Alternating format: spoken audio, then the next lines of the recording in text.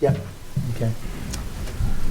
Welcome to the March 2022 meeting of the Symmes Township Board of Zoning Appeals. Please feel free to join us as we stand to say the Pledge of Allegiance.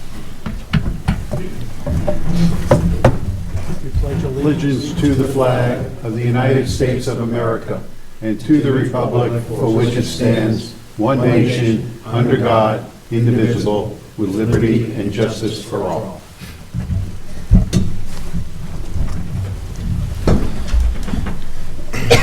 And please, let's have a moment of silence for the people of Ukraine.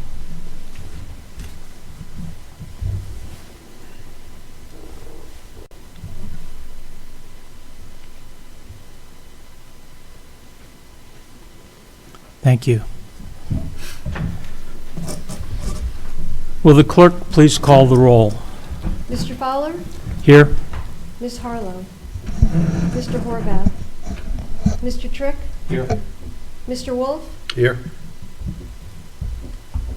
Mr. Deutsch? Here. Mr. Jameson? This meeting is being recorded for the public record and is subject to media and public access. This board is appointed by the township's publicly elected trustees and supported by the township staff, including Luann Felter, our clerk, Brian Snyder, Hamilton County's Development Services Administrator.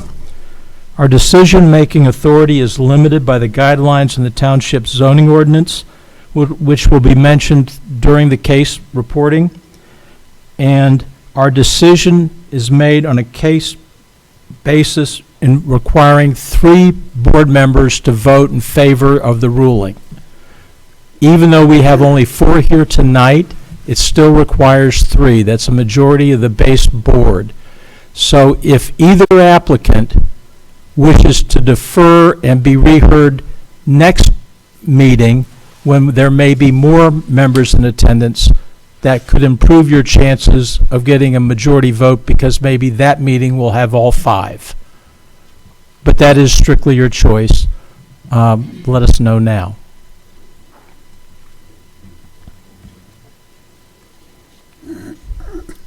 Okay?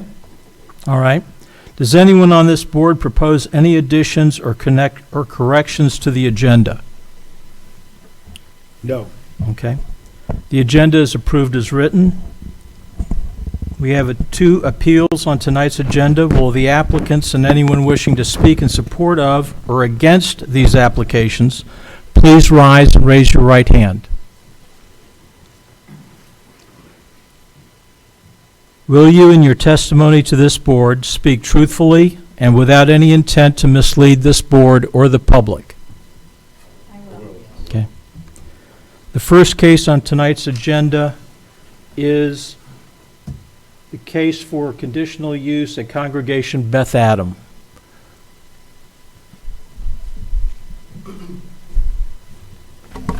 Good evening, Brian Snyder, Hamilton County Planning and Development. You should have a copy of the report that was prepared for this case. This is a conditional use request for a synagogue use in an A single-family residence district. The synagogue did install a 6-foot fence around portions of the perimeter of their property. It's a 6-foot wooden privacy fence with 2 8-foot trellis-covered gates at either end along Level Madeira Road. And then also another fence around the entrances on the east side of the building, on the opposite side from the other fence. So they've got fences on either side. The appellant or the applicant has stated that these are for security purposes, but they were installed without the required zoning permits.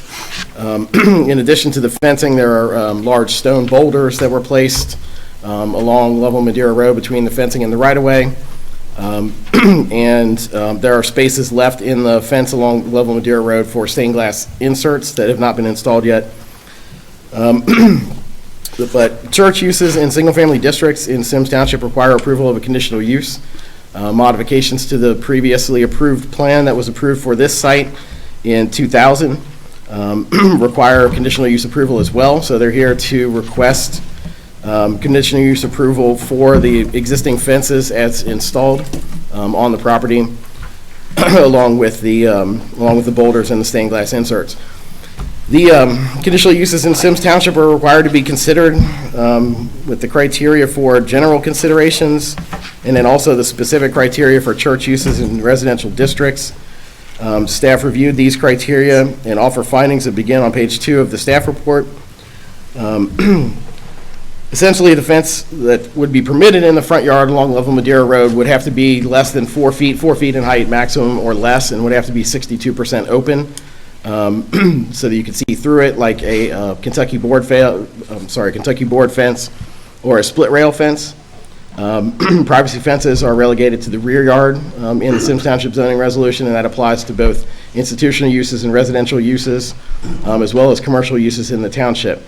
So the fence as installed obviously doesn't comply with that. It is 6 feet in height for the majority of the fence, and is 100% opaque.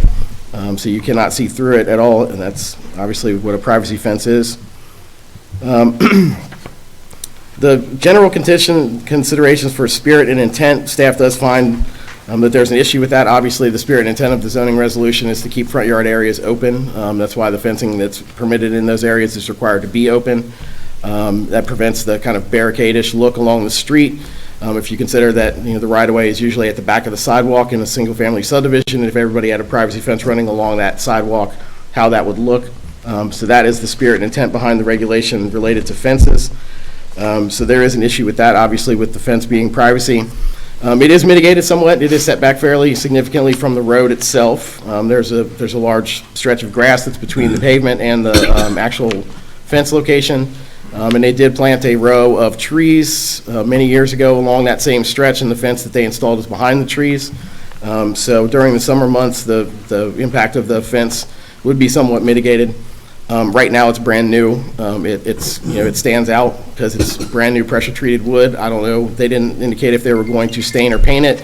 Obviously, over time, it would dull anyway and kind of blend in with the trees themselves. But right now, in the winter months, with the new fence as installed, it's pretty obvious to everybody driving by that there's a privacy fence in the front yard of this property. The privacy fence around the entrance is not extremely visible. It's on the other side of the building, and it's behind a kind of arbor trellis that was installed several years ago, and behind the parking lot as well. It's not as noticeable from the street. The adverse impact, there are people living behind this, but they live significantly up a hill, and there is mature woods that separate the houses behind the synagogue from the actual property itself. They wouldn't be able to see it from their property, I don't even think, in the winter months, and if they could, it wouldn't be significant. Across the street is the park, Lake Isabella, and there are no residents living to either side of the property, so there'd be no adverse impacts or effects on any of the adjacent property owners. Obviously, a large number of people would drive by and see it. Some of them may not enjoy that appearance. That's, again, the reason that the regulations exist, the way that they do. The rest of the general criteria we had no issue with. We found no issue with the specific criteria except for the last one related to the intensity of the use being evaluated with regard to the location, size, and configuration of the tract. The fence that was installed for security installed around a large kind of grass open area, which significantly increases the appearance of the use of the property on the site. It looks like it occupies the entire site when behind the fence is, I believe, still just grass. So that was the only other issue that we had. This is the board's decision to decide whether that fence should be allowed to be on the property as installed, or should it be modified. I'd be happy to answer any questions. Well, I've read this now, and I want to make sure I clearly understand they have installed these fences. Yes. And they're in violation at the moment. Right. there are It's pictures. 210 feet of one kind of fence and 60 feet of another. The same kind of fence, but in different locations, yes. Okay, same kind of fence in different locations. And they do not front on Loveland Madeira Road, the fencing. One of them does and one of them doesn't. How much of the footage fronts on Loveland Madeira The Road? 210 feet, the longer one. That's the longer one? Is that in front of the parking lot, or is that in front of the church? It's on the other side. It's not in front of the church or the parking lot. It's on the side yard. Sorry, the synagogue or the parking lot. On the north end or the south end? It's on the southwest. Okay, okay. It extends off of the corner, the southwest corner of the building, and then runs along the rest of the property frontage southwest towards the side street there, Yeah, Morgan I Trace. see. Ralph, if you have any questions, we'll go sort of sequentially down the line.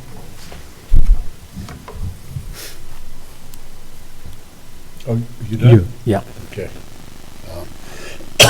Brian, did they have any other fences installed prior to this fence? Yes.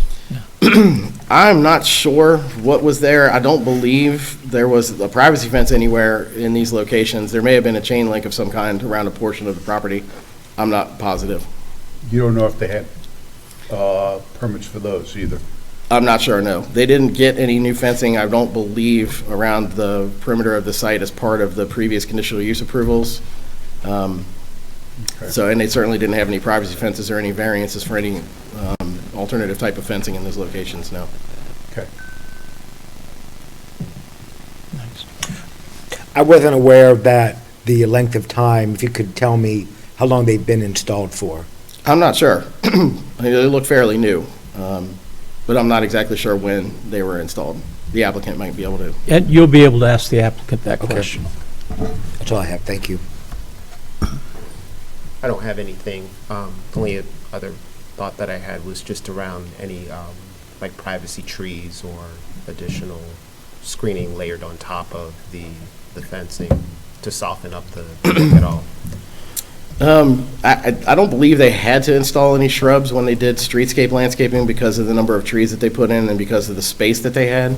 So there aren't any shrubs there currently. They did install the kind of large boulders in between the trees. Whether you like that look or not, it does, help hide the fence slightly, but the zoning resolution does require trees and shrubs for a streetscape buffer, and if the fence had been there, they would have had to put the shrubs in more than likely. Thanks. Do you know if we have made variances at this location prior? In your notes, there was mention about an archway, 9 feet by 5, was that a variance?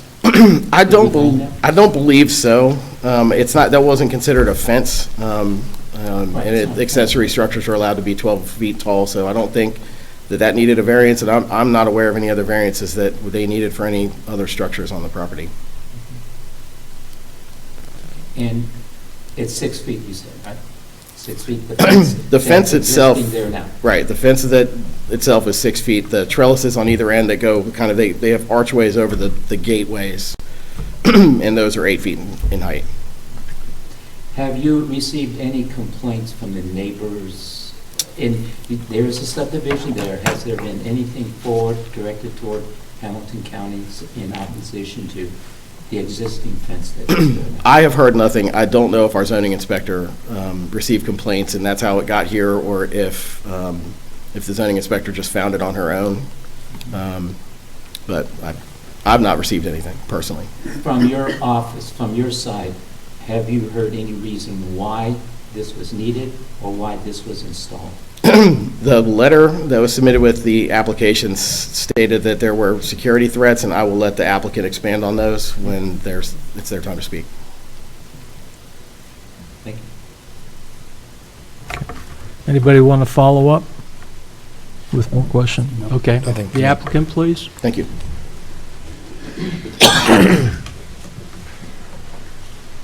Good evening. Thanks for being here, 5 of you. I'm Gary Meisner. I'm a landscape architect here in Hamilton County, and I prepared the plans for the fencing and the boulders and some other security-related improvements outside of the building. So we were asked to help provide a secure perimeter for the building, which includes both side yard, but into the front yard a little bit on the south side of the building, and on the parking lot side, the northern side of the building. And the thought was that it was twofold. One, to provide a strong perimeter landscape and fence to inhibit driving-through type penetrations into the site, but also to provide a private open lawn space for events to happen not in view from the road. So it's a kind of a two-part security improvement. And the thought was that this really needed to happen quickly. We were fortunate to get contractors involved that could do it quickly rather than waiting to springtime. And so it was done. We know that we did it without a permit, but it was sort of an innocent thing. We thought 6-foot-high privacy fences were very much in keeping with residential districts of all kinds, and that this was actually designed in a serpentine. The long fence is a serpentine wood fence, tongue and groove with heavy post, to withstand any penetrations from vehicles. The boulders happen in between trees, and they're part of the deterrent from a security standpoint. The existing trees are there, and they, to a certain degree, deter it, but the synagogue has not been programming the big lawn space for any kind of events because it's so wide open to view from the road, and they view that as a real risk. The other fence, which is next to the parking lot, is a little more secluded, and that's also a risk zone. The synagogue consulted with Mark Dowd, who's a security expert, who suggested these improvements and similar improvements throughout Hamilton County at other synagogues and Jewish facilities. So when someone says fire, I put the fire out, so I guess I could have waited and done a little more research and coordinated with Hamilton County, but this occurred with some alerts that were happening, and actually we received the notice that we needed to go through a process the same day that the Houston hostage event happened at another synagogue. So, sincere apologies, but we forged ahead. The fence itself is really much in keeping with other residential privacy fences. It's set back from the road 75 or 80 feet at the minimum, maybe as much as 125 feet. I'm not sure at 100, at that distance with the trees in front of it that have some low-hanging branches, that it makes as much impact as you might think. It is not stained yet. We certainly will be staining it when the weather warms up and we can actually do staining in proper time. There is some low landscape that will be planted in it so that there's kind of a little smoother mowing situation. And the side fences, which are welded wire, will have some barrier plants like firethorn shrub. I don't know if you know that plant, but if you were ever initiated as a little boy by your buddies to run through the rickets, that's what would happen. You run through the firethorns. Anyway, we're here to answer any questions, but again, the total intent is to be in keeping with the residential neighborhood to the back, although it's very distant views, and to provide two levels of security. One for penetrations coming in from the roadside, vehicles mostly, and the boulders, the trees, and the fence behind it all in combination do provide that. And by being 6 feet tall rather than 3 or 4 feet tall, they can conduct events, gatherings behind the fence with really no visibility. Now there are some 2-foot wide translucent panels that are structural laminated glass. They're actually plastics that are being worked on to be inserted along the fence. They're 2 foot by 6 foot high, and they're in production right now. And you can't really see through those. They're translucent, and they have some symbolic Jewish images that are incorporated into them. So that's kind of our story. Mark Dowd's here from the security expert that worked with the synagogue. And Mark may want to say a few things if you'd like, or do you have some questions of me We'll wait first? till we've asked some questions Sure. of you. And my first question is, I don't have any issues at all or questions about the project. What I find problematic is that a landscape architect would do all this work and not file an application first. There is a practice somewhat in this community for seeking forgiveness rather than seeking permission. And the rules are you seek permission first. And that anybody who's a landscape architect in Cincinnati should know enough to check with the township about the rules, about things like permits for this kind of work. So I'm really kind of disappointed in your presentation. And that's all I have to say, again, one by one down the line. You sort of If took you my have any- thunder a little bit. Feel free, you're the architect. Yeah, as an architect, I mean, the first things that I do is find out what the codes are and that are required to deal with of any kind of nature of a building, whether it's fencing or even entranceways. And as a landscape architect, you should be familiar with that as well. And if you did your due diligence, which appears you really didn't in my mind, you would have known that any fence in the front yard of any building in Symmes Township and in other areas around us, it's not a 6-foot-high fence. It has to be behind the building. So I have a problem with that. But I'll go into everything else going down the road. I'm sorry. When did you start the project? It started in the fall. And when was the project finished? Probably the day that we received a notice was kind of when the fencing was completed. So do you have an approximate time frame when, from A beginning to couple end? months in between starting and finishing. Okay.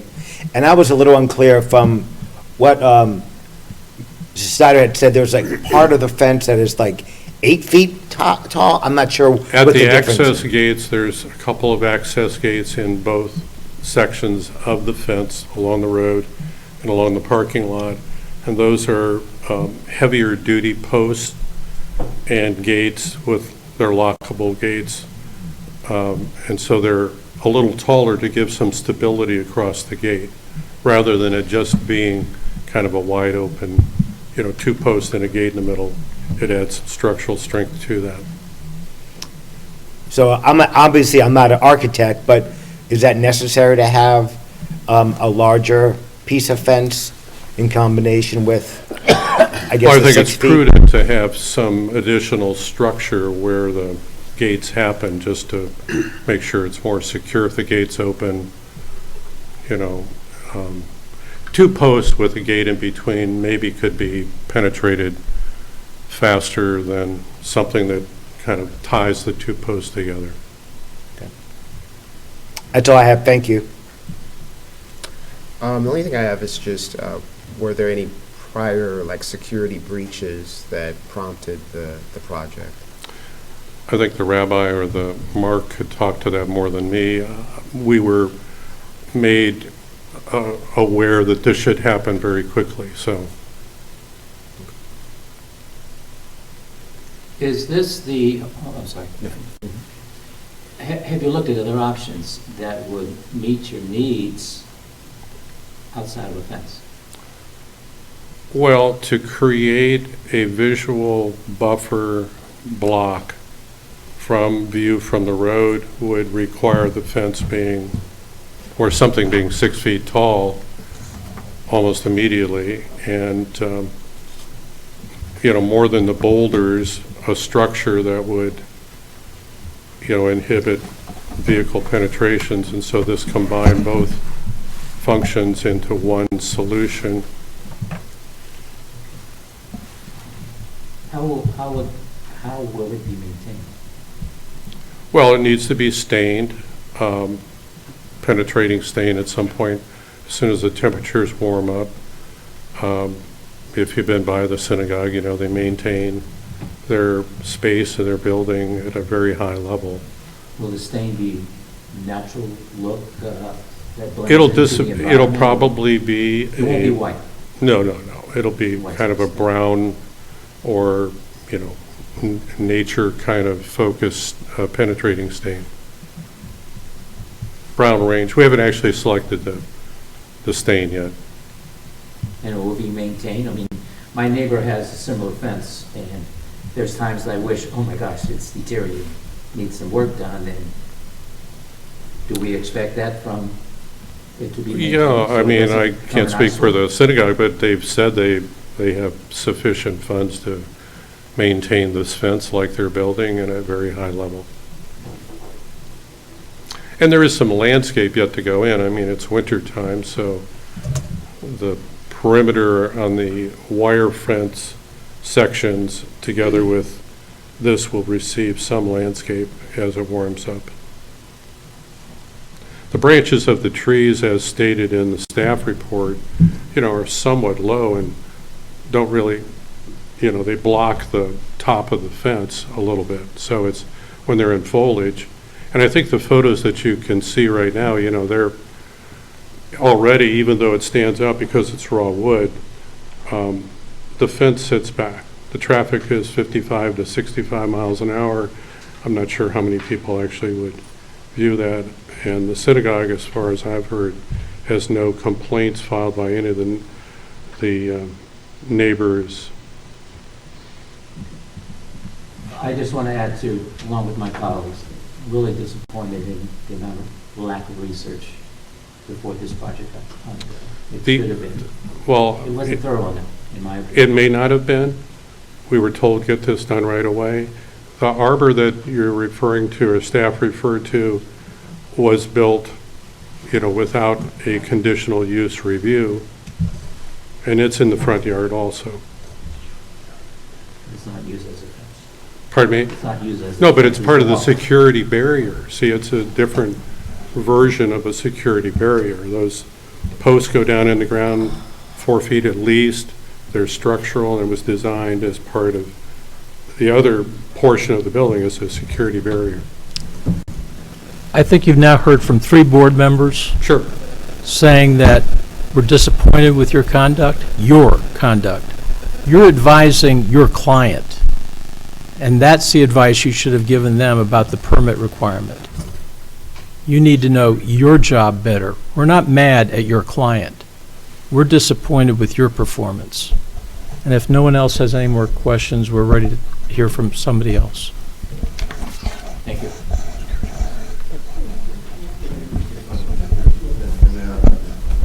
Is this the security?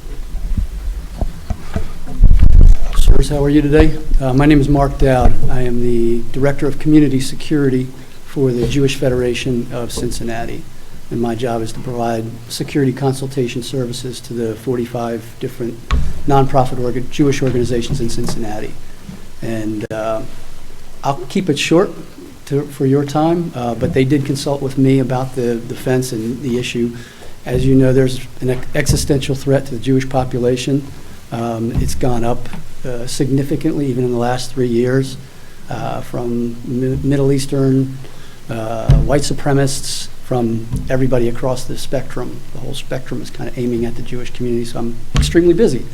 And they told me they wanted to use the yard because of COVID reasons. They were trying to hold services, and they would like to use the side yard, and they asked me for my opinion on what might they look at. And so I consulted with them and gave them options. I don't decide for them what it is that they're going to put in, but I give them options based upon my expertise and my experience. And so my recommendation was that they put a 6-foot-high fence that was opaque, because we wanted them to be able to enjoy their use for the religious purposes without being targeted by any of the melodious malodious, not the right word, against the threats against them. And we have, in the last 4 or 5 years, there have been attacks, lethal attacks on the Jewish community, and they seem to be increasing. 11 people were killed at Pittsburgh, 3 in Poway, California. I don't need to read the litany to you, but one of the things that I do when I train the community is I ask them, where have the attacks been? And they're not in Chicago, they're not in New York, they're not in the big cities. They're in Squirrel Hill or Granada Hill or Poway or Muncie. So they're in smaller towns, and we have a lot of small towns with a lot of Jewish people in them here. And what we wanted to do was make sure that while they're enjoying their religious freedom in their side yard, that they weren't seen. Because a lot, as you probably know, a lot of the attacks are premeditated, and the perpetrators conduct surveillance of the buildings beforehand. And if they're behind a fence where you can't see through, then they can hold their activities with some sort of an idea that people are not watching them and can't see their regular activity. So that was the reason behind a tall fence. If it was a smaller fence or a see-through fence, a shooter could just come up 4 feet, shoot over the top and start shooting. With a 6-foot fence, can't see what he's doing. If he just shoots into the fence indiscriminately, he doesn't know who's there or what's going on. So that was the purpose behind our recommendation that they have a fence that you couldn't see through. So I don't know if you want me to answer any other questions, or? I do, but it's mostly personal. I certainly understand that I'm sure that all of America is fully aware of anti-Semitism in this country and is very sympathetic for people who are attacked by that. But I do just want to know, and it affects nothing in my view of this case, but do we have issues like that in our community? Yes. We are the second federation, the first to build a statewide intelligence center. It's gotten to the point where I help all of these organizations put up cameras, access control, fences, barriers. You can see some of our other work in different places where we put up boulders and fences and reinforce them against vehicle rammings and people being able to see. But yes, I'm 27 years in the FBI. I've worked counterterrorism. I can tell you that we work a lot of terrorist issues all around this area, and it's heavily populated by a lot of white supremacists. So the answer to your question is emphatically yes. I'm sorry to hear that some of our neighbors are inclined in that way. Sorry. Anybody else? So what other kinds of barriers did you recommend to Temple? We don't recommend the actual barrier. We just recommend options. And our basis was an opaque fence that was 6 feet tall. Beyond that, I'm not an architect. I don't know what the options are. But you're saying. I'm not trying to be flippant. I'm just. No, I understand. Yeah. I understand. I'm trying to understand too. Okay. Because anti-Semitism is very close to my heart. Okay. So I'm trying to understand the thought process that went into making the decision of a wooden fence versus some other type of deterrent that could have been used as well. And I don't know all the different materials. I know that if you can't see something, it's very hard to shoot at it. Right. So that was the reasoning behind what we were doing.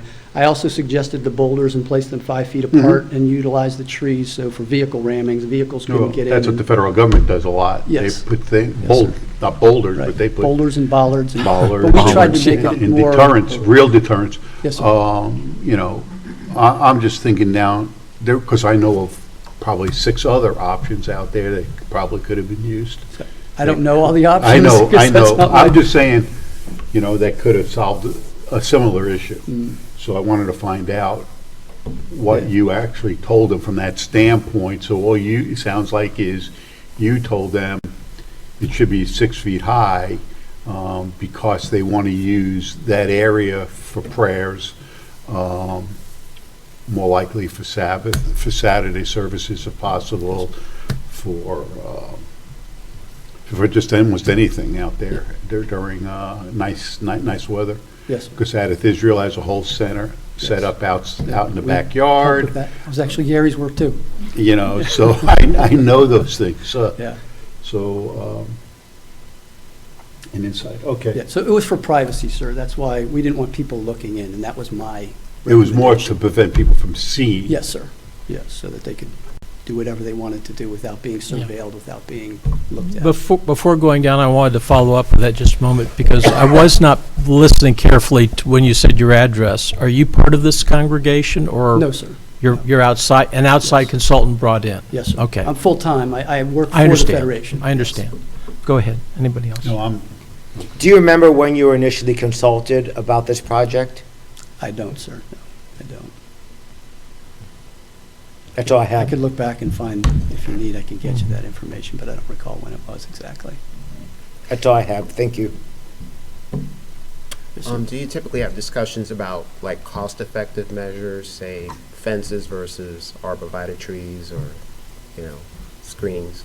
We try to be cognizant of the costs, and that's why one of our recommendations when they were talking about fencing the whole property was we were saying that would be the best thing, is to fence the whole thing, but they couldn't afford to fence the whole thing. And so our ideas were, well, then you can put like maybe a chain link fence where the fence line is in the back, because you have the vegetation that's very mature, and it would cover that. And then you could also supplement that with the thorn bushes. I know from growing up and having to try to make hedges out of them, and how crazy it is. And I think somebody was talking about the thicket. So, yeah, we advised them to, if they couldn't afford the fence to go all the way around, then to use a thick planting of the thorn bushes to try and, because the people that usually do the attacks are usually lazy people. They do a couple of surveillances, and then they kind of go in, and if they have to go through thorn bushes and jump over fences and whatnot, chances are it's going to deter them from doing that. And that's what my job really is to do, is to figure out ways to deter potential attackers. And that was behind the fence, from my perspective. Thanks. Yes, sir. I just have one question. As an alternative, what's the effectiveness of having security, live person security? They have that too. Yes. That is in existence Yes. now? Like our federation pays for, when they have Shabbat services on Saturday, High holidays? high holidays, we pay. There's a yes. physically present Yes. security Yes, sir. person? Yes. And that, we encourage them too, even though they have the fence, we want them also to have personal security so that they can, and then we urge them to start an usher and greeter program where the congregants also take part in their own security, not to physically go after somebody, but they should be there helping as eyes and ears for the police and tell the police, hey, we've got somebody that's suspicious. And we ask that of all the synagogues. So, Thank you. Thank you. thank you. thank you.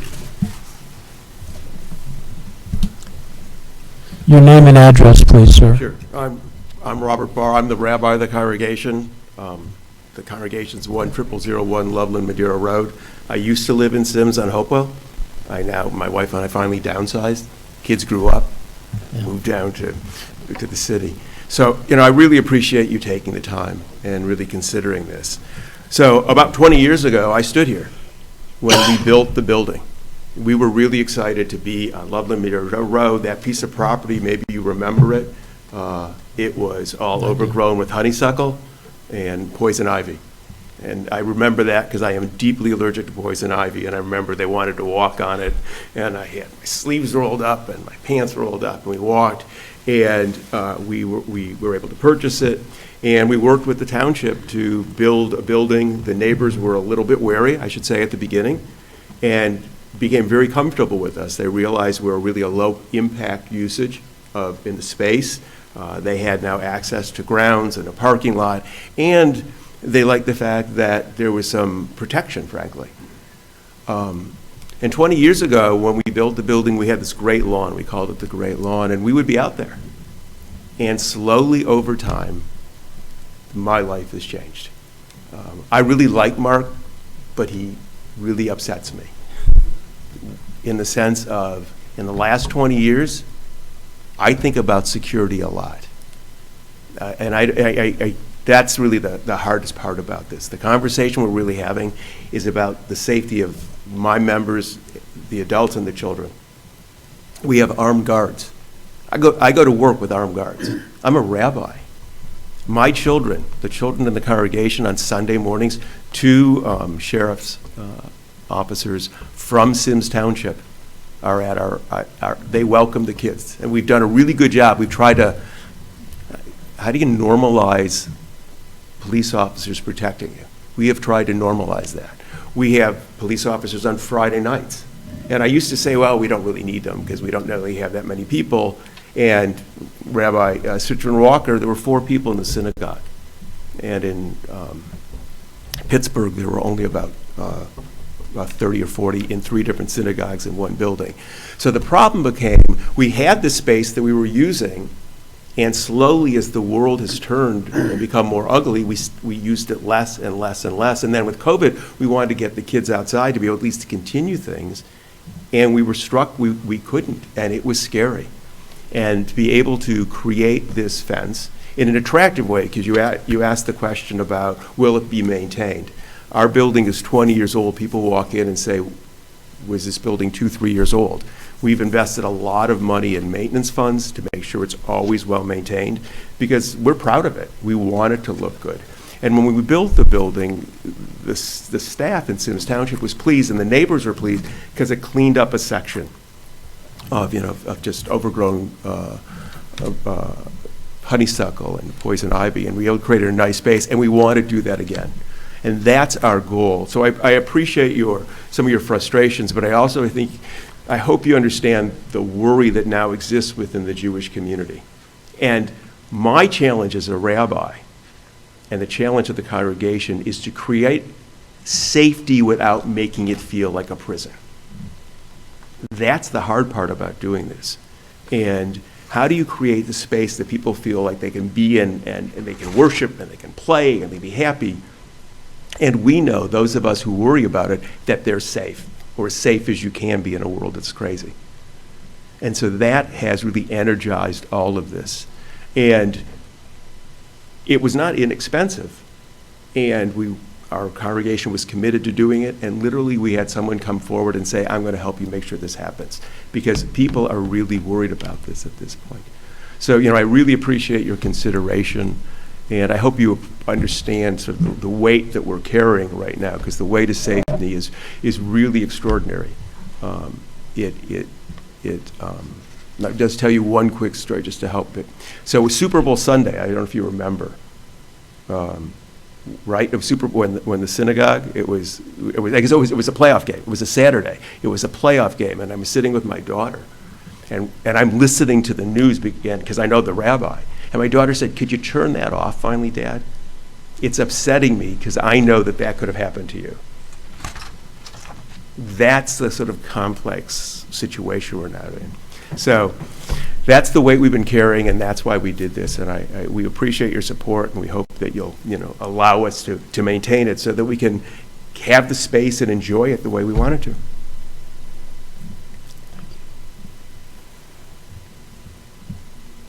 Any questions?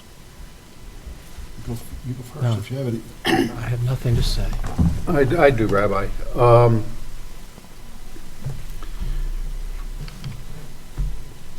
I forget the landscape architect's name. I'm sorry about that. But when you get to become my age, I guess I get some leeway in forgetting names. He mentioned that you wanted to have it done quickly, okay?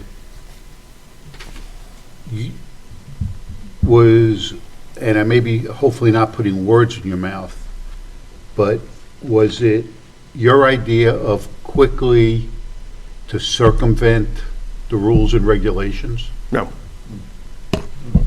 Okay, that's my only question. No, I have no questions. I don't know. Rabbi, has any neighbor, there's a neighborhood nearby, not adjacent, but close enough, is there any neighborhood, any members of the neighborhood that said, we don't like the fence the way it is, that's been built? has any pedestrian driving on Loveland Madeira Road said, oh, this is a hindrance, this takes my eyes off my driving because of the fence that you installed? Has there been any complaints whatsoever of that? No. And I don't think Lake Isabella is complaining. No, and the train and the conductors don't complain Yeah. either as they go by and honk their horn. Always, during my sermon, I should say. That's the thing that bothers me. But no, we've not had any complaints. On a Saturday, trains come by on your sermon? The funniest one was when a bar mitzvah child was giving his paper, and I said, just stop. You can't, because the train right at Lake Isabella, it always blows its horn depending on which way it's going. Yeah. Depends how long the horn is. And the kid did great, though. Thank you, sir. Thank you. Thanks. Does anyone else wish to speak in behalf of the applicant? Does anyone wish to speak against this application? Okay. I think it's time for us to discuss. Thank you. It's time for the audience to be quiet while we... You actually hear us yell at each other. This is what I'm accustomed to. Oh, I just come down here and just listen. Okay, Right here. no problem. um, Let's be kind of quick about this. I don't want to prejudge anything, but I want to say I haven't heard any suggestion that there's opposition to this in our questioning. well, Okay, but I have nothing about it. To me, it's appropriate, it's needed, but how it was done, very, very disappointed. oh, you're leaning on the wall. We don't have a show. Oh, you did that. Okay. I'm willing to give it a pass.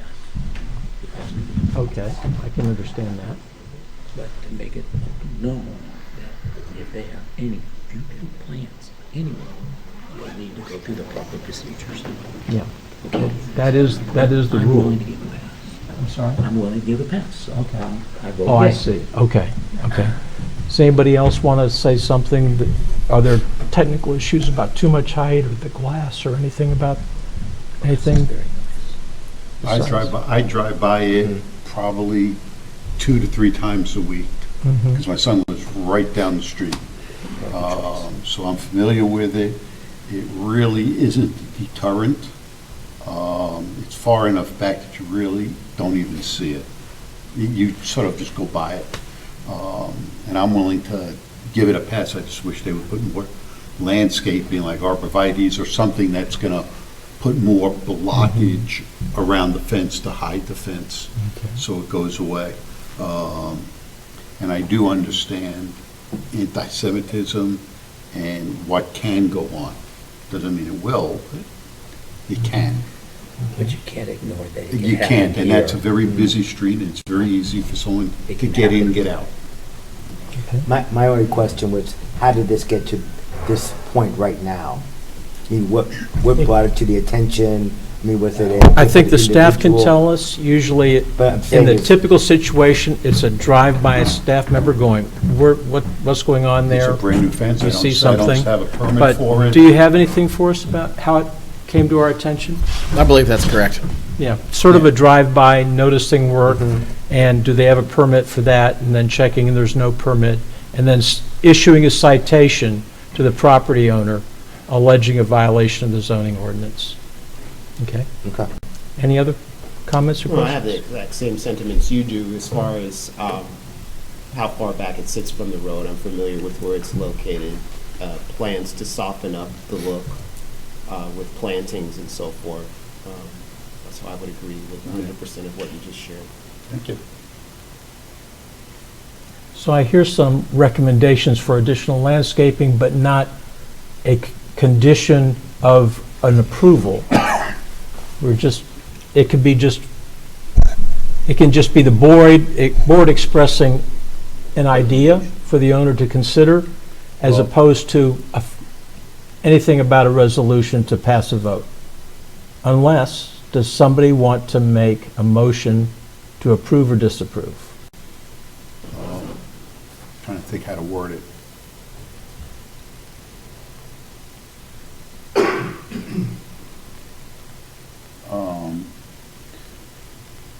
in order to approve it,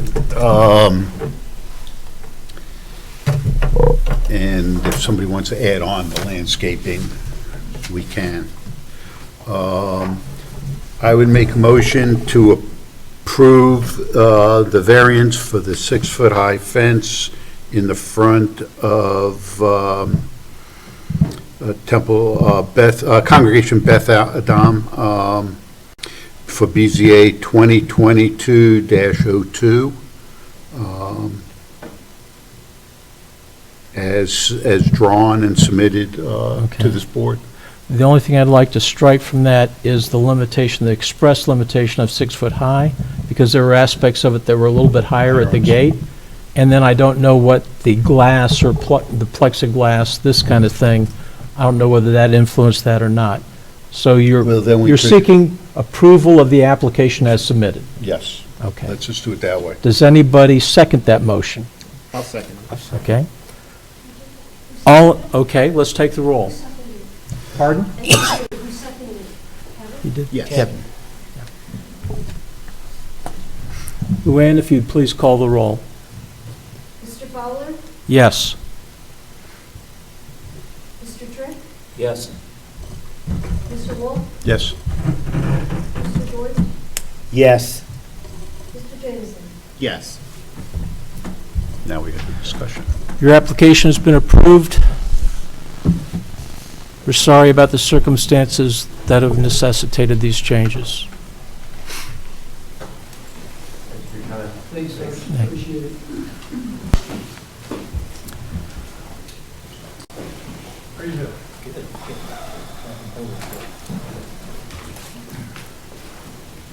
Okay, the next case is BZA 20-22-03, Ray Myers signs for the Evans landscaping property.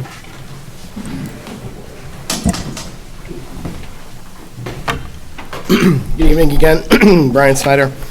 You have a copy of a staff report for this case as well. This is not a conditional use, this is a variance request. It's pretty straightforward. There is an Evans landscaping business on East Kemper Road, just next to the Little Miami River. They are proposing to add a new sign. They're going to replace the existing sign, tear down the existing sign completely, and replace with a new sign. The new sign would be moved back. This current sign is in the right-of-way. The new sign would be moved back 10 feet behind the right-of-way as required by the zoning resolution. The height and overall square foot area comply with the maximum 10-foot height and 50 square foot area requirements of the zoning resolution. The reason that this is requesting a variance is that 26.65 square feet of the sign area would be digital. They're proposing to install a variable message center and LED sign on the lower portion of the freestanding sign. Digital signs, variable message centers are permitted in the E and EE districts only currently. And then they have also been added for institutional uses in residential districts as well. There is a text amendment that's being considered that would add it to the list of permitted signs in the office district. But currently in the F, G, and H, the light industrial, the heavy industrial, and the H riverfront district, digital signs are not permitted. This property is located in the H district due to its proximity to the Little Miami River and its inclusion in the floodplain area at the time that the H district was created. And so they are not permitted by right to have digital signs. So the variance request would be to allow a 26.65 square foot digital sign on the newly constructed freestanding sign. The surrounding the property, there's no adjacent residents that would be impacted. There's the river on one side. Across the street is a, I believe, a waste or a water treatment facility. There's the railroad tracks that were just discussed come through this, right next to this property as well. On the other side of the railroad tracks is the new Mike's Car Wash. The Symmes Township trustees approved a double E planned district for that car wash that included two 100% variable message digital signs, one on the canopy for going through the car wash, and then they approved a freestanding sign at the corner of Loveland Madeira and East Kemper that is 100% digital as well. So there is precedent on nearby properties for digital signs being approved for variances greater than what the code allows. And then there are also other signage variances that were granted by the board for other retail businesses up and down Loveland Madeira Road to the north and the south.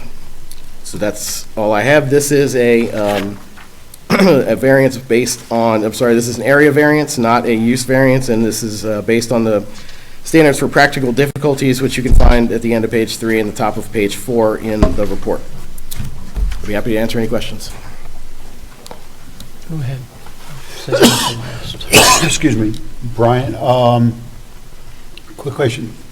The digital signs, I know we put time limits on the digital sign of how quickly or they can change. Yes. Was that put on Mike's Car Wash as well? I believe so, yes. Actually, I know so. Because that's a EE planned retail district, those signs are permitted. They were asking for greater than 25% was the maximum amount of the freestanding sign that was allowed to be digital. Right. And no building signs. But digital signs in the retail district do have 6 standards for the amount of time you're required to display graphics and the intervals, the time that you have to switch from one graphic to another. All of those are in the zoning resolution. I included them in the staff report on page 3. Okay. They're listed as numbers 1 through 6 in the middle of the page. I would recommend, as this board has done in the past, if you were to consider granting the variance, that include these 6 conditions as part of your approval, so that it's clear that they apply, since they don't technically apply in the H district. I just wanted to make sure we had that. Yes. Yeah. But you will have to add them as conditions if you're considering an approval. Okay. That's all I have in questions. Okay, next. I don't have any questions, Brian, thank you.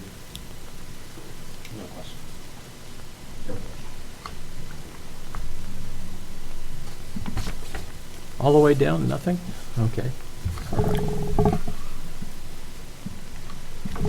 Okay, the applicant. Thank you.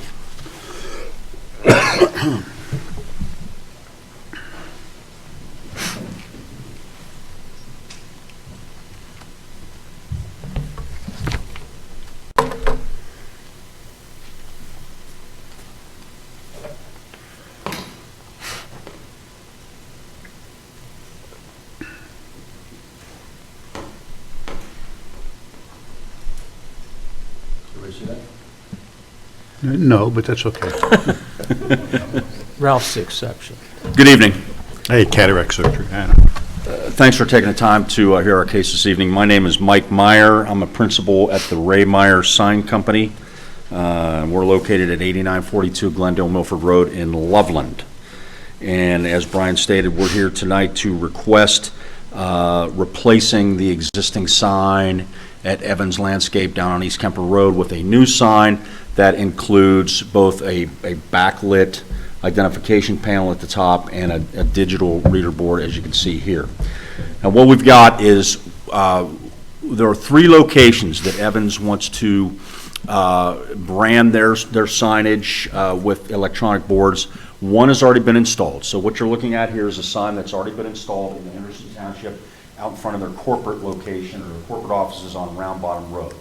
The second location is a location down the road from this office location at their retail and wholesale location also on Round Bottom. And then the third one is this location we're talking about tonight that's over on East Kemper Road. So the desire is to build all 3 signs identical. That's why we left the reader board at 26 square feet. So it will match the other 2. That was really driven by the fact that 0.2 of a mile away, Mike's Car Wash has got multiple electronic signs in that EE district that total both 45 and 73 square feet.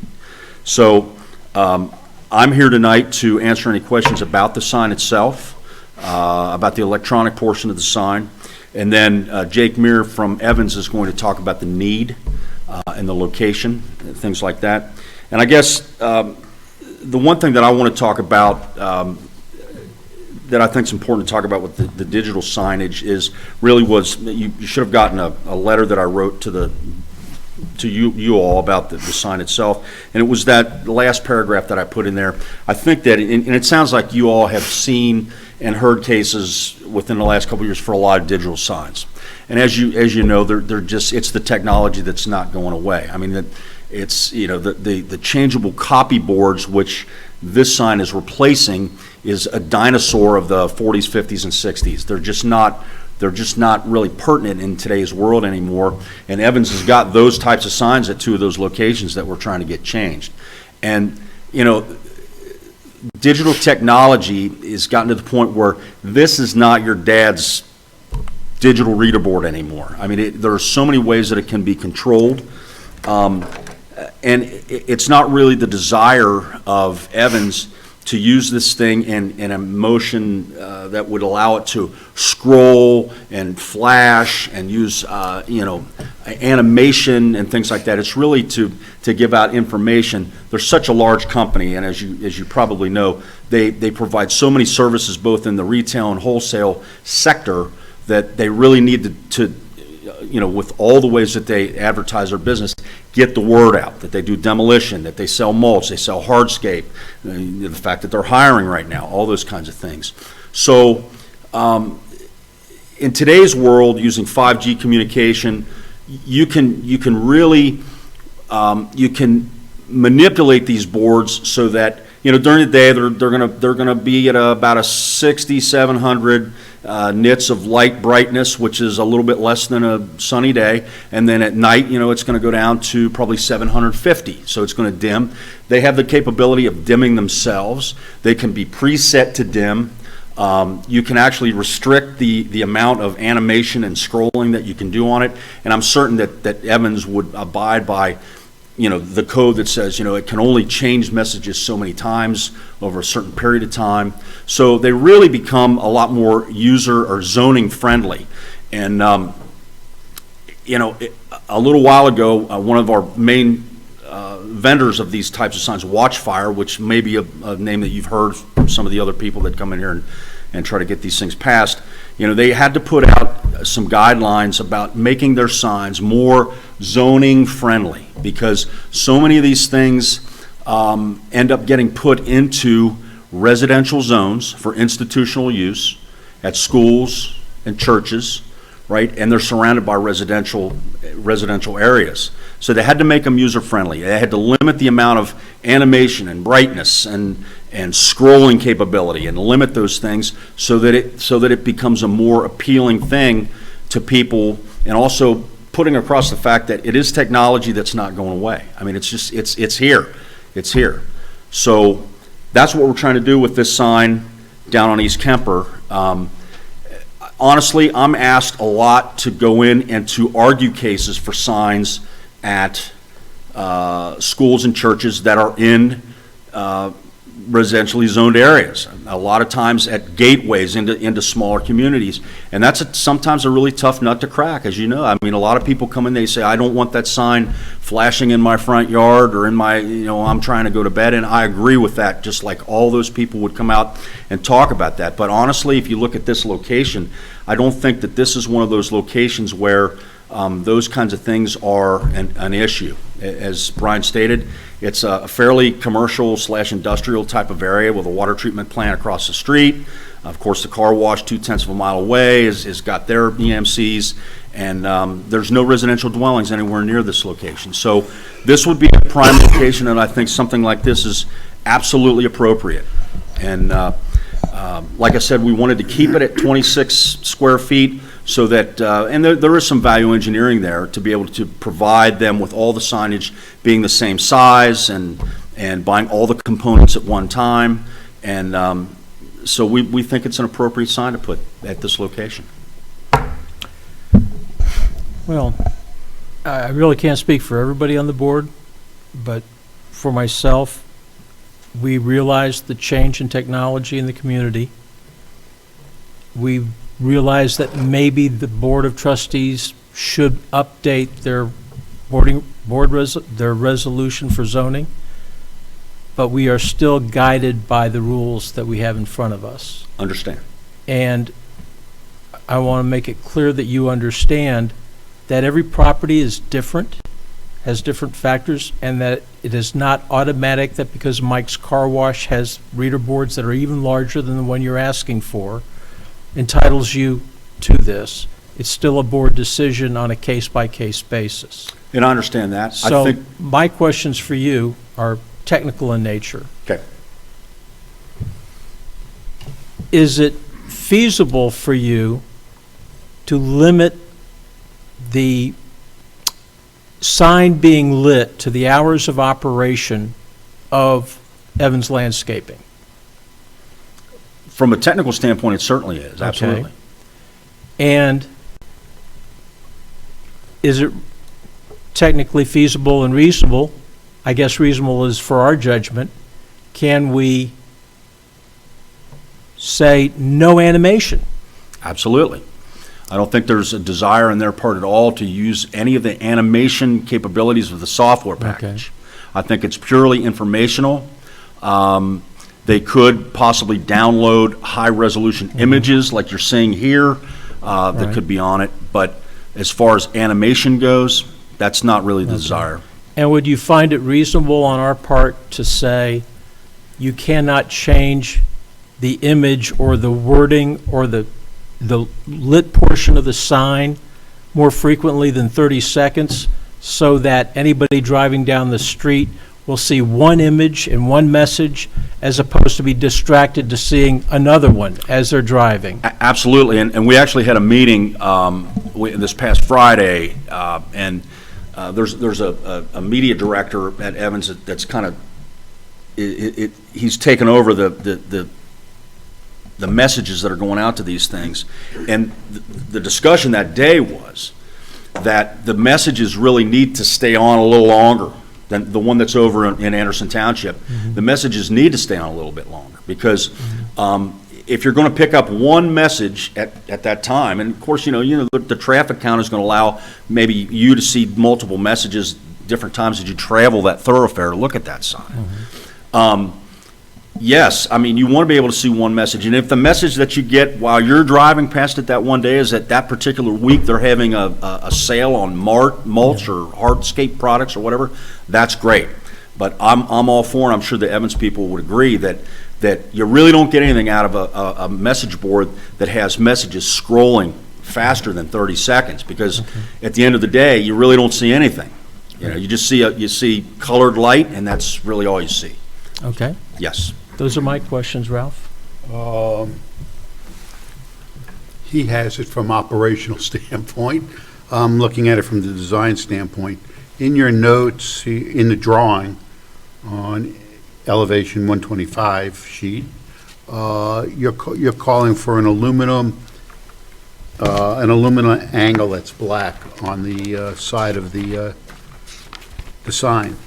But I don't see it anywhere in the picture. I don't see it anywhere else, because if it has an arrow on it, it's becoming a directional sign.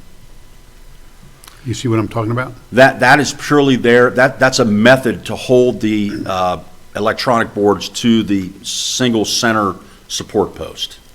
So it's not an aluminum, oh, it's just an angle. It's an angle that Okay. actually, the two cabinets are. Because the way it was showing it, it was Yeah, showing. they're as if it was an two angle. single-faced units that get mounted to a single center pole back to back, and that Okay. angle that's welded to that center post is there just as a vehicle to hold the units in place.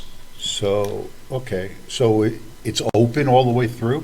Then we close in the ends of Ends of it it, with some okay. filler pieces to, at the end of the day, to make it look like it's one complete unit. Okay, because that looks, the way it was depicted there, Sure. it looks like.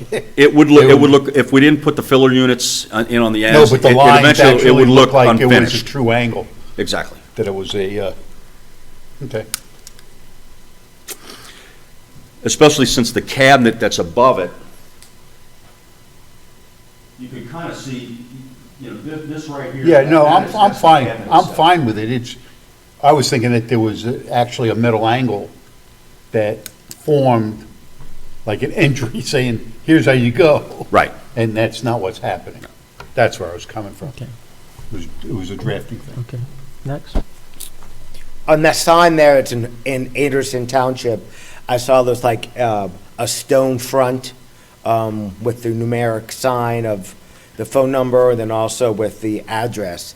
Is that the intention of what the, like the landscaping and the scape of the whole project will look like as well? Well, it's not going to really look like this. We had some, obviously some grade issues over there because of where it needed to go. So it was actually on a slope. So the Evans people, because they're in the business, they produced this beautiful stone base and cap. And this is actually part of the sign here. Over at this location on East Kemper, it's a lot flatter. And where the existing sign is, it's very flat. And there's, if you've seen it or if you looked in your notes, the existing sign has a flatter stone base with a column coming up the back side of it that the existing sign was kind of butted into. So, but the desire would still be to have some type of stone underneath the sign, but it wouldn't be nearly as tall as that. Okay. For one thing, it would take it out of your height Okay. restrictions. I'm just saying the decorative nature of that sort of softens, Absolutely. so I'm wondering how similar this sign will be in comparison to the picture that's being depicted I would there. say, except for the fact that there is some slope and a lot more stone shown here, it would be very similar. And I would imagine that they would still also probably do a piece with the address recessed into some stone in some form or fashion. There were some questions about the technical nature of the sign and how everything would be scrolling. Are all those things typically in control of the company, like i.e. Evans or whoever, owns the company, Mike's or someone else? They are. Because almost all of them now use 5G communication, you can program the signs from your smart device. You don't, 10 years ago, you had to have a workstation in an office somewhere and it actually had to be hardwired, or you had to use fiber optic communication cable to be able to send messages to it. Now you can do it off of a smart device. Yes and no. So Evans would be in control. The manufacturer can actually build into the sign some restrictions about how much the sign can scroll and how bright it can be and things like that. But 90% of the control of how quickly it would scroll and how bright it would be and when it dims and when it goes off is all in the control of Evans Landscape. That's right. Or the Is it commonplace or possible that a third party would be in control of those things? So Evans, may have more of a stake in having the sign look the way they want, but if there's a third party who is more familiar with some of the zoning and some of the softer issues, they would be the ones pushing the buttons. Let me ask a question. So the kid that was in there that Bob brought the other day, that is the media guy, he's actually working for Bob, isn't he? So he's the guy that's going to oversee the messages. So actually, there is a third party that works for the Slats Group that is going to oversee. Evans is going to tell him, here's what our desires are. Here's what we'd like to see. Here's some images that we may want to have on it. And then this third party that works for Slats, Bob Slattery, is going to be the person who programs it and uploads the messages. Okay, thank you. Sure. I think you answered my questions about the timing and the transition between messages and to help with any distracted driving. The sign will be seen both sides. Yes, sir. And such things like time, temperature. That's built in. That can be built in. That's already built into the software. And if it's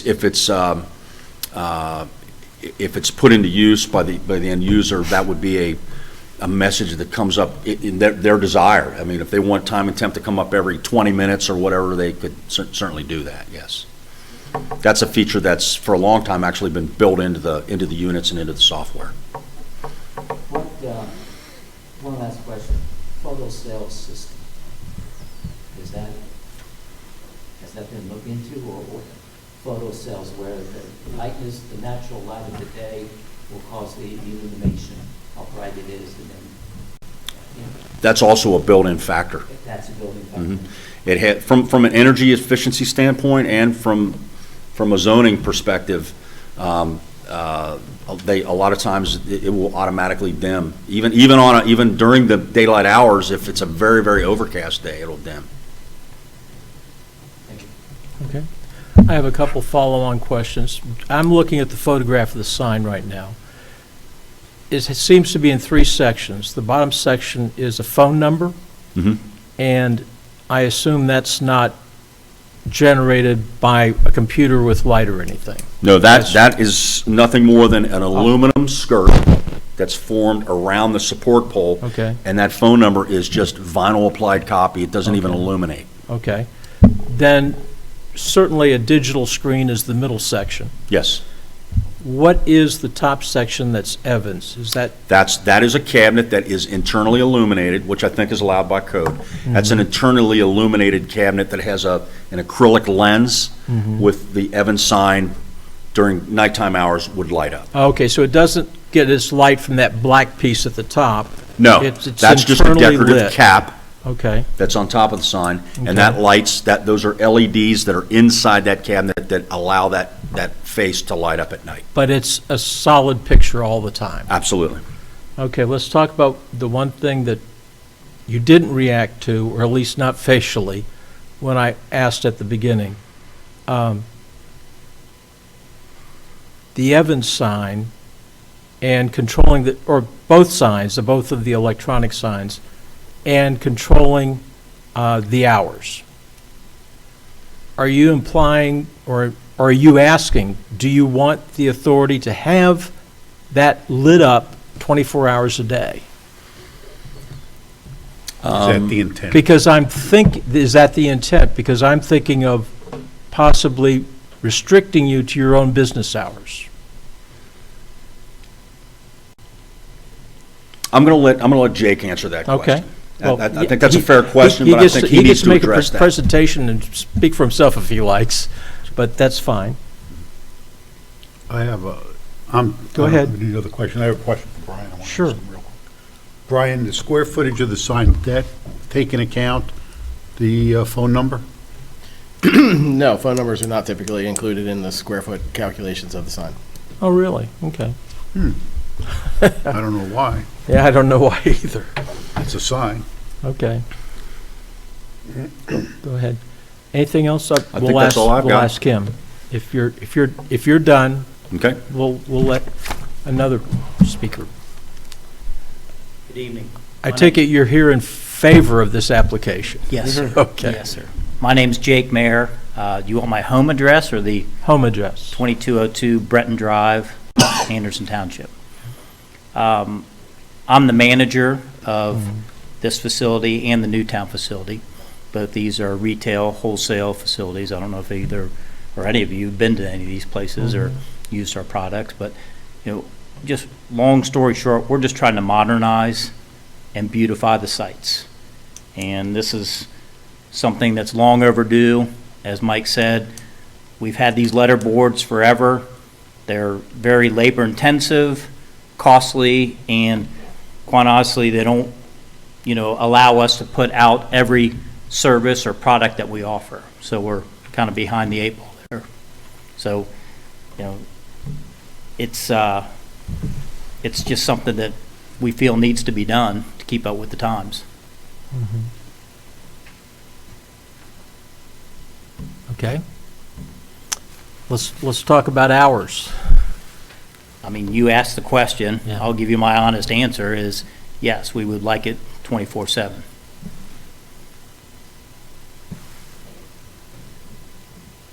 We'll think about it. Understood?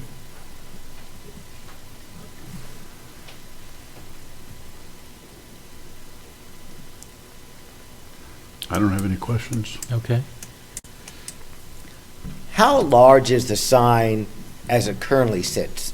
I've driven by before, but that sign just seems particularly a lot larger in size and height than the existing sign, but I don't have no basis. You mean the new one seems larger than the existing? Much larger in regards to the existing. I don't have those sign. measurements, do you?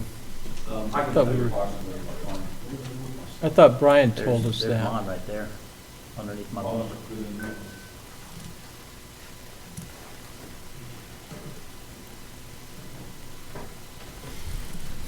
What's in the application? It'll take me a minute or two to get that back out. I thought we had that information. Yeah, Brian did have it in there. The size of the sign? I think your question is, how does it compare to Includes the a size manual of the changing existing, copy correct? And the Board. existing sign, right, in regards,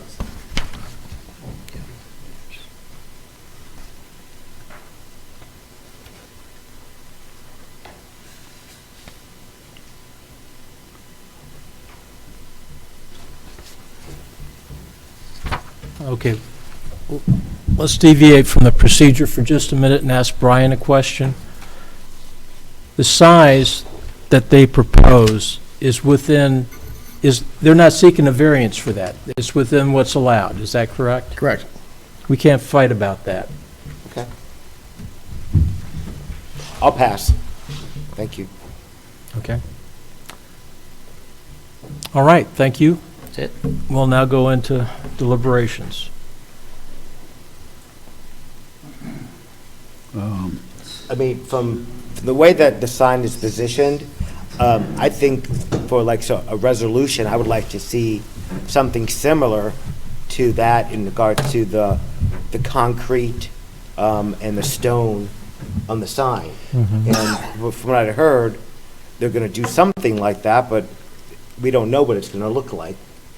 You're correct. So We could impose that if we wish to. I just think that really softened the sign, and I think the look of it Yeah. really improves the whole sign and the whole demeanor.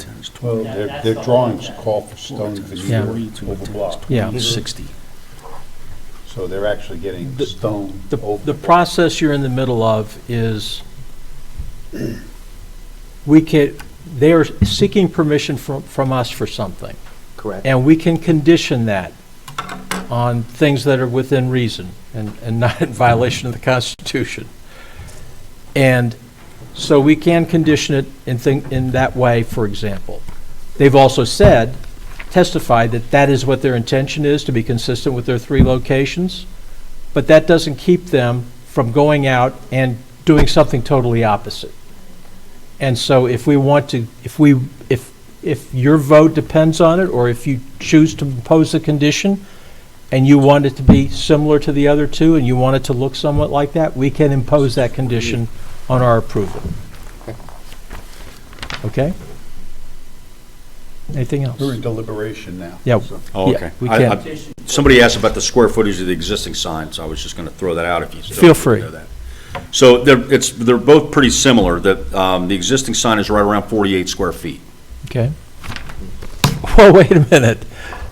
What is this sign proposed to be? 47 point, 47 Okay. point, It's a little less. 47.15. See, no issues, okay.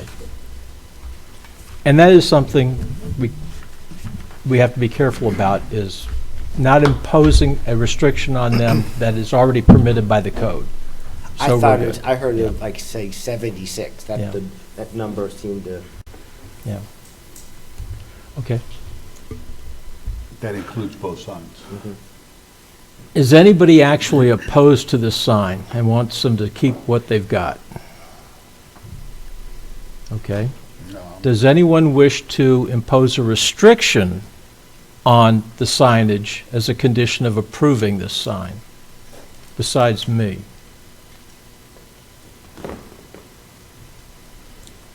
Okay. Is anyone willing? Amount of hours that sign is lit. Well, that's probably what. That is certainly one we can address. I just didn't have the technical expertise to address it. We've addressed that before when we did do the Mike's Car Wash one. So I know we've talked about illumination before.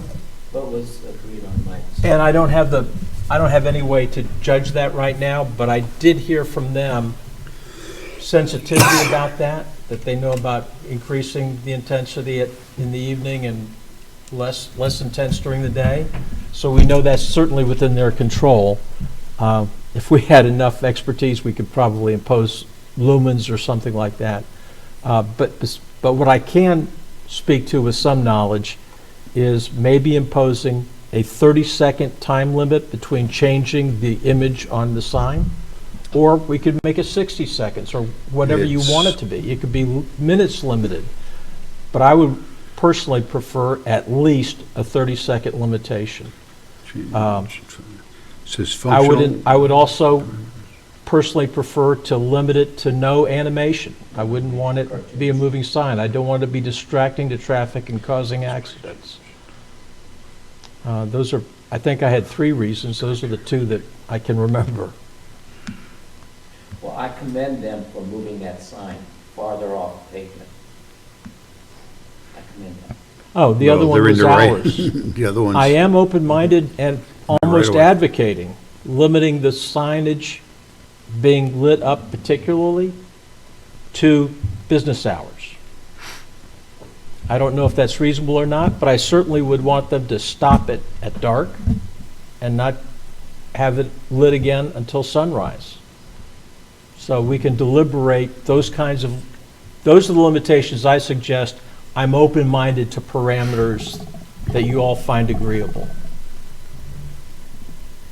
With all due respect, I think those hours are a little too restrictive for a business. Pardon? With all due respect, I think your limitation of the hours are a little too restrictive Okay. for a business that's in an industrial area. Okay. And it's not heavily, well, in my experience living, Okay. it's not heavily. The nearest homes are 800 feet away, which is 2.5 football fields away. So I don't think the neighbors are going to be complaining about the lights in their dining room, at 7 o'clock or 8 o'clock at A night. very good point. But I mean, they need, I can see maybe like 12 to 5, midnight to 5 o'clock in the morning, so no lights. As opposed limiting the hours that you have from dusk to. I counter negotiate with 10 p.m. to 6 a.m. I think 10 p.m. to 6 a.m. seems to be a good, restriction. Okay.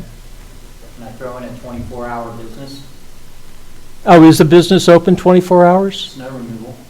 Pardon? Snow removal? Seasonal, right?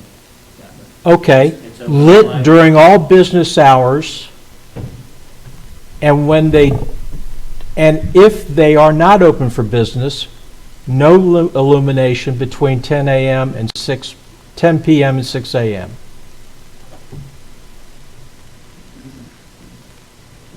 I would agree with that. Okay. I would agree Now, with that. what time do you start work? I mean, your employees start coming in at 5 o'clock? 6 a.m. 6 a.m., okay. Okay. How about the no animation restriction? I'm all for no animation. Okay. I would agree with that as well. There's hours, no animation, and I forget my third one again. Hours was the one I Transition forget. between The messages. transition Pardon? between messages. Oh, time frame between messages. We have What do 0.3 you- of a second. Pardon? In here, it is 0.3 of a second. Between- 0.3 of a second? No way. Yeah. Says here, display changes intervals is defined as a time period between one message graphics or display becomes illegible and the next message graphic displayed just reached legibility shall be 0.3 of a second That's or a less. transition. That's going from one to the other. Right. What I'm saying is how long the one has to be on. Well, that's Before different you than change it. transition. Okay, I'm saying it It's has to 30 be a seconds. solid image Yeah, for at least 30 seconds before it changes. right. Now, if you want to say more than 30 seconds, let's talk about that, but I wouldn't go any lower than that for my vote. Now, 30 seconds is fine. It's, Okay? when you said duration between messages, it said 0.3 of a second, so I just wanted to make sure. Dealing with a technician. I would agree with. No, I 30 just read it. seconds. Okay, so let's have a motion to approve the application. I will move to approve the application on the following 3 conditions. That it be lit only during business hours. Wait a minute, let me see. Lit only It will not be lit during the hours of 10 PM to 6 AM unless the business is open during those hours. That the images projected on the screen, if they change, will stay static for at least 30 seconds. What's the third one now this time? Time and duration between changes? Oh, that was the 30 seconds. Animation. No Animation. Those are our three restrictions. So I so move. I'll That second. BZA 2023-03 for 9743 East Kemper Road be approved with those three conditions. I'll second. Call the roll, please, Luann. Okay. Mr. Trick? Aye.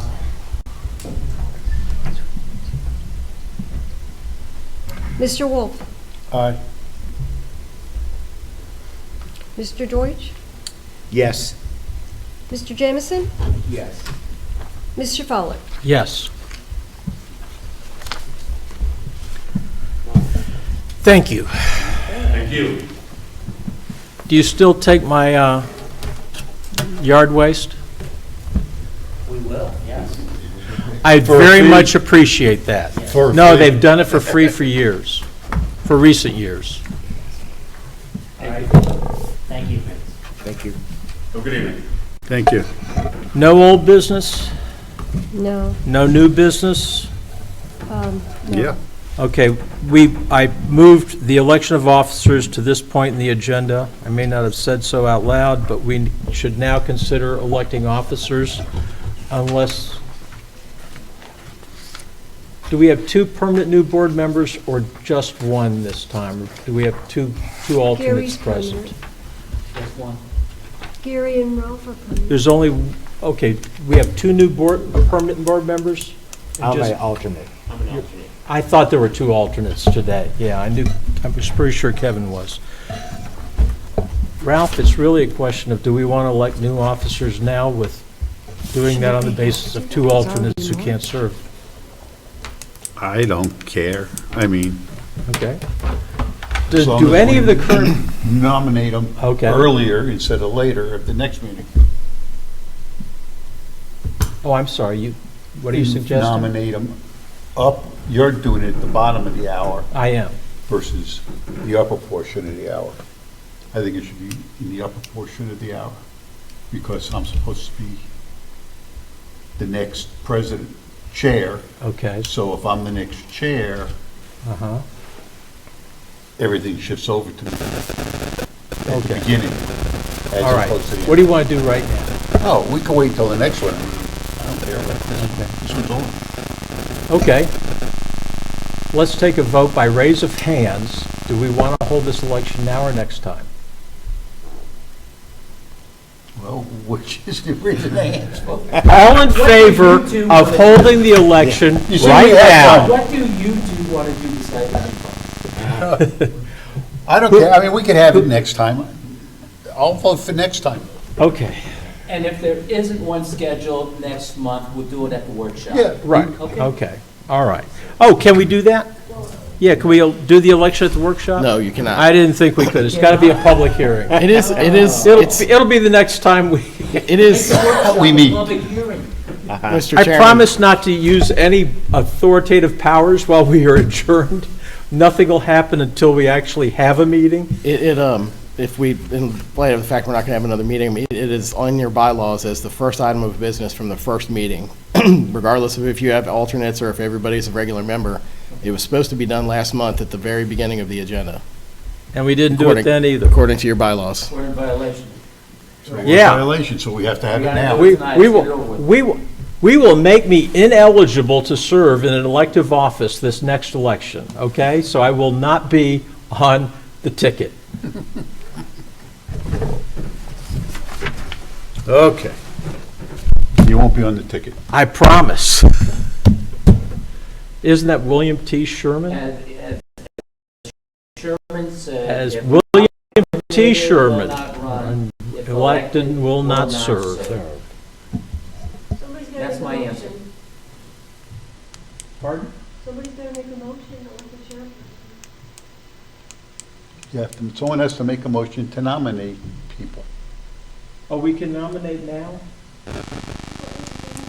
We have to do it. Oh, we have to. Not if I've done it, not if we're doing it too late in the meeting. It was supposed to Doesn't be have done to at be the done last at the- meeting. At the So- beginning of the meeting. All right, come on, we need a Okay, parliamentary. do we have anything next month? No cases this week. So you're looking, So we're only gonna meet for that, Workshop. workshop. Bookshop. Oh, my God. All right, now, we don't have a quorum to approve any of these minutes. Well, we can do February 7th. With Can we? three of us were here? I One, think two, we, three, I four. think we should approve February 7th, just in case, Okay, it goes to Yeah. court. so all in favor of approving the minutes for February 7th, say aye. Aye. I abstain. You have to abstain if you weren't on the board last time. That's right. So I have abstaining. Okay, all right. Now, what are we doing about the election? Can we actually nominate now, or should we just wait till next time when we hold the vote? I don't think you have to nominate. I think you're going to make a motion to elect a chairman. Isn't there a rotation? Wasn't there a rotation last month? Yeah. What do we have to What is do it? in your opinion? I didn't bring it with me. You should take the vote on the officers for 2022. We should vote now. Yes. I feel very uncomfortable at wanting to vote for somebody who may not be here. So we would be confining ourselves, in my mind, to the people present to serve, which may be a disservice to the two people who aren't here who would maybe like to serve. Ralph, what is you? Ralph is the senior I think it's board Ralph. member. I'm not What do you sure. think? No, it's Jack. Jack Well, you doesn't could want it. It's Jack. nominate for the chair, Okay. and then you, who's over here, when, at the next meeting, you nominate the co-chair. Who's supposed to be co-chair? I think it's Jack's supposed to be chairman. He doesn't want it because he gets in Florida all the time. Oh, Jack's supposed to be chair. And I asked him, he don't want it. Yeah, I know. So who's next? So I think you're next. Then I'm next. And for the rest of the board, that's a matter of convenience so that nobody's feelings get hurt, but we are not obligated to run in order so that any one of you who is new can be chair. You don't have to think that you have to wait your turn. We can nominate and do this real as opposed to just following tradition. Jennifer. I would nominate She Ralph. was it last year. I'll second that. nomination. There we go. What was Who it? I'm else is here sorry. who is an active board member? I'm nominating him. I'm third, second amendment, second motion. What was the motion? I'm sorry. To nominate me, Me is to be chairman. You nominated him? I nominated Ralph and he seconded. Gary seconded. Okay. Now, you vote. we vote now? Okay, what about this co-chair? We don't have a co-chair? If they want to wait, they can. I mean, they've elected the Wanna wait for a chair for co-chair? 2022. Okay. We should, but I think so, because we really want to find out probably gonna be Jennifer. if Jennifer wants to be co-chair. Okay.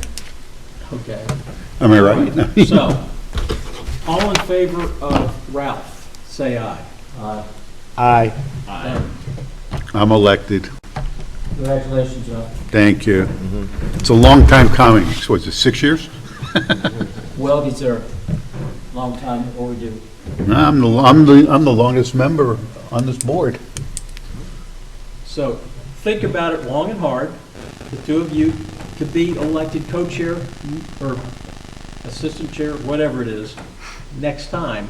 Think about whether you want to say no or whether you want to say yes. Because Jennifer does not have the position automatically. It's a real vote. Okay. I'll run for sergeant of arms. Do we have to march in? I am no longer chair. I'll announce you coming in, Ralph. Okay, good. There we go. I'll announce Ralph's you. now running this meeting. I'm not. Okay. Is there any old business? No. Any new business? No. Administrative matters? Well, we're going to continue we don't have a And we We already got up voted to on, February 7th in case it goes to court. and we already voted that way. Okay. So the next item is move to adjourn. All in favor? I have Aye. one quick question, Sure. Chairman. Have we heard any feedback from the board, zoning board, about our recommendations of them to update the current, About Airbnb. Airbnbs? Have we got any feedback from them? or have The they- night after our meeting, they held a board meeting, and I went, and I made a presentation, because I felt that the procedures by which we heard that appeal were faulty, that it should never been brought to us in the way that it was, and they made it very, very clear that they are actively adopting a new resolution in the ordinary course. It takes a while, but they are doing it. Thank you for the update. Yeah. Yeah, it takes like 3 months, something like that. Okay. And that what we ruled did harm the applicant. It did have the significant effect that they aren't entitled to having the Airbnb at that property.